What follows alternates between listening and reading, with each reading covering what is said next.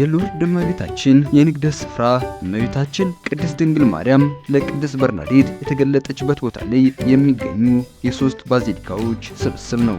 ስፍራው በዓለማችን ከሚታወቁ ታላላቅ የንግደት ስፍራዎች መካከል አንዱ በመሆኑ የበርካታዎች መዳረሻ ነው። ውድ በሰላም ካቶሊክ ቴሌቪዥን የቤተክርስቲያን ቅኝት ተመልካቾቻችን እንደምን ሰንብታችኋል? በዛሬው ዓለም አቀፍ የቤተክርስቲያን ቅኝታችን በፈረንሳይ ሉርድ ከተማ እመቤታችን ቅድስት ድንግል ማርያም በፈረንጆቹ 1858 ለቅድስት በርናዴት በተገለጠችበት ቦታ ላይ ስለሚገኘው በርካታዎችን ከበሽታቸው የፈወሰው የሉርድ ጸበል የሚፈስበት በየዓመቱም በሚሊዮን የሚቆጠሩ ነጋዴያን የሚጎበኙትን እንዲሁም ከፍተኛው ዝቅተኛውና ከምድር በታች የሚባሉ ሶስት ባዚሊካዎች የሚገኙበትን የሉርዷ እመቤታችንን የንግደት ስፍራ ልናስቃኛቸው ወደድን። አብራችሁን ቆዩ። በፈረንጆቹ 1858 ፌብሩዋሪ ወር ላይ ቅድስት ድንግል ማርያም በርናዴት ሳውብሪያስ ለምትባል የ14 ዓመት ልጅ በፈረንሳይ ሉርድ ከተማ ግሮቶ በሚባል የአትክልት ስፍራ ላይ ተገለጠችላት። በርናዴት ለወላጆቿ እንዳይነግሩ በማስጠንቀቅ ለእህቶቿ ጉዳዩን በተነግራቸውም ቤተሰቦቿ ስላወቁ እንዳትሄድ ከለከሏት። በርናዴት ግን የወላጆቿን ክልከላ በመቃወም ወደ ስፍራው አቀናች። እመቤታችንም ለ18 ጊዜ ያህል ለበርናዴት በመገለጥ በመጨረሻም የጽንሰታዋ ድንግል መሆኗን አሳወቀቻት። ቅድስት ማርያምም በርናዴት በአካባቢው ከሚገኘው ምንጭ እንድትጠጣ በመንገር ቦታውን የንግደት ስፍራ እንድታደርገው ነገረቻት። ይኸው የእመቤታችን ግልጠትም በአካባቢው ሰዎች ዘንድ በመሰማቱ በርካታዎች በታሪኩ በመሳብ ቦታውን መጎብኘት ጀመሩ። በቦታው ታምራት እየተከሰቱ ሲመጡም ከጊዜ በኋላ ጉብኝቱ ንግደት ወደ ማድረግ ተቀየረ።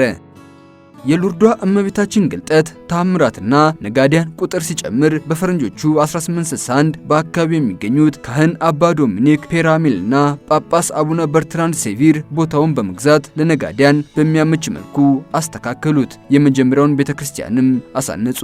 በ1864ም ፈረንሳዊ ቀራጺ ጆሴፍ ሁግስ በበርናዴት ገለጻ ላይ በመመስረት የሉርዷ እመቤታችንን ሐውልት አነጸ። ሐውልቱም እመቤታችን ለበርናዴት በተገለጠችበት ቦታ ላይ ተቀመጠ። ከዚህም በኋላ በሉርዷ እመቤታችን ቅዱስ ጸበል ከበሽታቸው ለመዳን በጸሎትና ጽሞናም አማላጅነቷን የሚጠይቁ ሰዎች ወደዚሁ የንግደት ስፍራ በብዛት መምጣት ጀመሩ።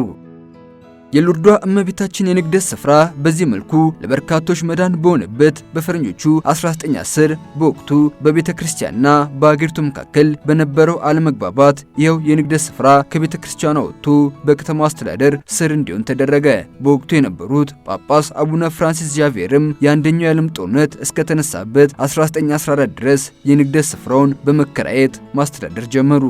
በፈረንጆቹ 1941 የፈረንሳይ ጦር በአንደኛውና በሁለተኛው የዓለም ጦርነት በመምራት የሚታወቀው ማርሻል ፔታኒ የሉርዷ እመቤታችን የንግደት ስፍራ በመጎብኘት ቦታው ለቤተ ክርስቲያን እንዲሰጥ ፈቀደ።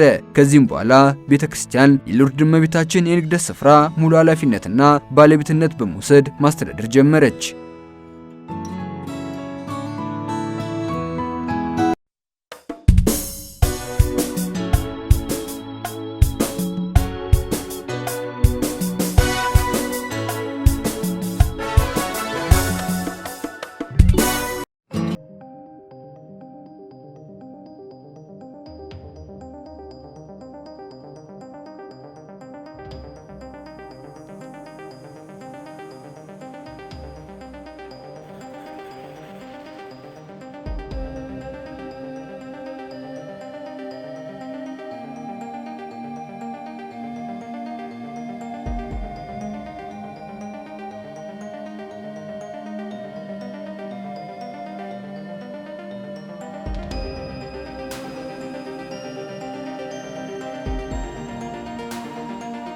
በሉርድ እመቤታችን የንግደት ስፍራ ከቅድስት ድንግል ማርያም ለቅድስት በርናዴት መገለጥን ተከትሎ ሶስት ባዚሊካዎች ታንጸዋል። የመጀመሪያው ባዚሊካ በፈረንጆቹ 1876 የታነጸውና በተለምዶ ከፍተኛው ባዚሊካ በመባል የሚታወቀው የጽንሰታዋ ድንግል እመቤታችን ባዚሊካ የተሰኘው ነው። ባዚሊካው እመቤታችን ቅድስት ድንግል ማርያም ለቅድስት በርናዴት ከተገለጠችበት የግሮቶ የአትክልት ስፍራ በላይ የሚገኘው ነው። በባዚሊካው ሕንጻት ላይ የቅድስት በርናዴት ወላጅ አባት ሲሳተፉ በምርቃቱ መራግብር ማለትም በፈረንጆቹ 1866 ላይም ለመገኘት በቅተዋል። ከፍተኛው ባዚሊካ መጀመሪያ በ1864 የታነጸው ቤተክርስቲያን የሚገኝበት ነው። በዚሁ ቤተክርስቲያን ውስጥም ሐዋርያው ቅዱስ ጴጥሮስ የመንግስተ ሰማያን ቁልፍ ይዞ እንዲሁም የርዕሰ ሊቃነ ጳጳሳት ፒዮስ 10ኛ ሐውልቶች ይገኛሉ። የባዚሊካው መግቢያ ላይ ለቅድስት ድንግል ማርያም የጽንሰቷ ድንግል የሚለውን ስያሜ እውቅና የሰጡት ርዕሰ ሊቃነ ጳጳሳት ፒዮስ 9ኛ ምስል ይታያል። ይኸው 70 ሜትርና ሌሎች ሁለት አነስ ያሉ ማማዎች የሚገኙበት ባዚሊካ የተዋቡ መስታወቶች በሎርድ ስፍራ የተከሰቱ ተአምራት ተስለው የሚታዩበት እንዲሁም እመቤታችንም ሁለተኛዋ ሔዋን መሆኗ ተገልጦ የሚታይበት ነው። በሎርዷ እመቤታችን የንግደት ስፍራ የሚገኘው ሁለተኛው ባዚሊካ በፈረንጆቹ 1899 ተጠናቆ በ1901 የተመረቀው በተለምዶም የታችኛው ባዚሊካ መባል የሚታወቀው የቅዱስ መቁጠሪያ ባዚሊካ ነው። ባዚሊካው 1500 ሰዎችን መያዝ የሚችልና በውስጣዊ ክፍሉም የመቁጠሪያ ጸሎት ታምራት የሚባሉት በአማረ መልኩ ተስለው የሚገኙበት ነው። ቤተክርስቲያኑ የባዛንታይን የሥነ ሕንጻ ጥበብ የሚንጸባረቅበትና ውጫዊ ክፍሉም በፈረንጆቹ 2007 እድሳት የተደረገለት ነው።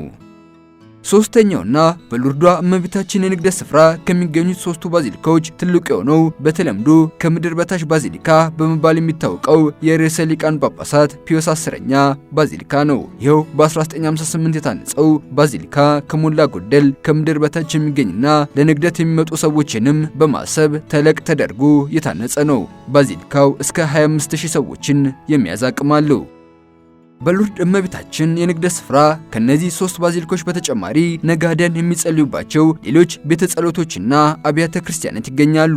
ለአብነት ያህልም በፈረንጆቹ 1988 የተጠናቀቀው 5000 ሰዎችና 350 አካል ጉዳተኞችን መያዝ የሚችለው የቅድስት በርናዴት ቤተክርስቲያን ይገኛል። ቤተክርስቲያኑ ቅድስት ማርያም ከተገለጠችበት የግሮቶ የአትክልት ስፍራ ወንዙን ተሻግሮ ቅድስት በርናዴት ለመጨረሻ ጊዜ ማርያምን ቆማ ባየችበት ቦታ ላይ ነው የታነጸው። በሎርዷ እመቤታችን የንግደት ስፍራ ካህናት በብዛት ንስሐ የሚሰጡበት የእርቅ ቤተ ጸሎት በፈረንጆቹ 1968 የታነጸውና ከ500 በላይ ሰዎችን የሚይዘው የቅዱስ ዮሴፍ ቤተ ጸሎት ይገኛሉ። በተጨማሪም በሳር የተሸፈነና በፈረንሳይኛ ፕራይሬ በመባል የሚጠራ ድንኳን መሳይ ቤተ ጸሎት የሚገኝበት የጽሞናና ጸሎት ቦታም አለ።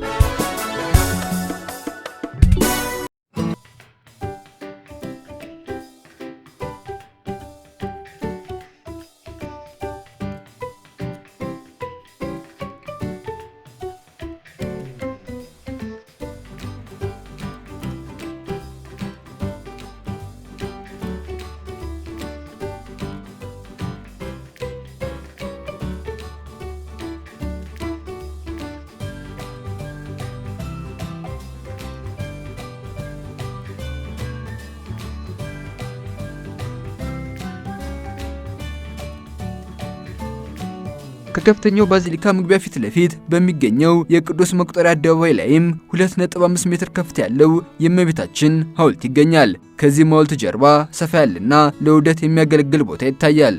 በሎርዷ እመቤታችን የንግደት ስፍራ ከባዚሊካዎችና ቅድስት ማርያም ከተገለጠችበት ቦታ በስተደቡብ ከፈረንጆቹ 1901 ጀምሮ 1958 የተጠናቀቀ 115 ሐውልቶች የሚታዩበትና 1500 ሜትር የሚረዝም 14ቱ የመስቀል መንገድ ይገኛል። በሎርዷ እመቤታችን የንግደት ስፍራ ታዋቂውና የማሳቤል ግሮቶ የሚባለው ቅድስት ድንግል ማርያም የተገለጠችበት ቦታ ይገኛል። ከዚሁ ዋሻ ስፍራ ነው በርካቶች ከበሽታቸው የዳኑበት የሎርድ ጸበል የሚፈልቀው። የሎርድ ጸበል ቅድስት በርናዴት እንደጠጣችውና እንደታጠበችበት ሁሉ ለነጋዴያንም በሁለት ቦታ በመክፈል የሚጠመቁበትና የሚጠጡበት ቦታዎች ታንጸዋል። በዚህም በየዓመቱ ወደ 350 ሺህ ሰዎች እንደሚጠመቁ ይነገራል። የማሳቤል ግሮቶ ከፈረንጆቹ 2014 እስከ 2018 ባለው ጊዜ ውስጥ ቦታውን ለነጋዴያን እንዲያመሽ በማለት ማሻሻያዎች ተደርገውለታል። ነጋዴያን ሻሞች የሚያበሩበትና የሚጸልዩበት የብርሃን ቤተ ጸሎትም በዚሁ ስፍራ ታንጿል። የሎርዷ እመቤታችን በተገለጠችበት ቦታ የቅድስት ማርያም ሐውልት ሲታይ መስዋዕት ቅዳሴ ለማሳረግ እንዲሆንም መቅደስ ታንጿል። ካጠገቡም ዓመቱን ሙሉ የሚበሩ 96 ሻሞች ይገኛሉ። በሎርዷ እመቤታችን የንግደት ስፍራ በየዓመቱ የሚበሩ ሻሞች እጅግ ብዙ ናቸው። ይኸው ሻማ የማብራት ስነ ስርዓት ከቅድስት በርናዲት ጀምሮ የመጣ ነው። ስርዓቱ አሁንም የቀጠለ ቢሆንም በፈረንጆቹ 2022 በሻማዎቹ ምክንያት 4 ቤተ ጸሎቶች በመቃጠላቸውና በመዘጋታቸው ምክንያት ይህንን የሻማ ማብራት ስነ ስርዓት የሚቆጣጠሩ ሰዎች ተመድበዋል። በሎርድ እመቤታችን የንግደት ስፍራ ከነጋዴያን በተጨማሪ ለመጠመቅ በርካታ ህሙማን በየዓመቱ ይመጣሉ።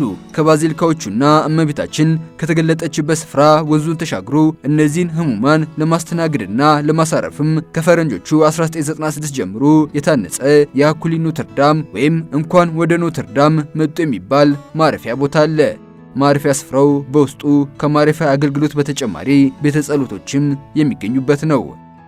የሎርድ እመቤታችን የንግደት ስፍራ በአሁኑ ጊዜ በየዓመቱ በሚሊዮን የሚቆጠሩ ነጋዴያን የሚጎበኙት፣ የሚጠመቁበት፣ የሚጸሉበትና ሻማ በማብራት ውደት የሚያደርጉበት ስፍራ ነው። ከነጋዴያንና ጎብኚዎች በተጨማሪም በርካታ የካቶሊክ ቤተክርስቲያን ርዕሳነ ሊቃነ ጳጳሳትም የጎበኙትና መስዋዕት ቅዳሴም ያሳረጉበት ቅዱስ ቦታ ነው።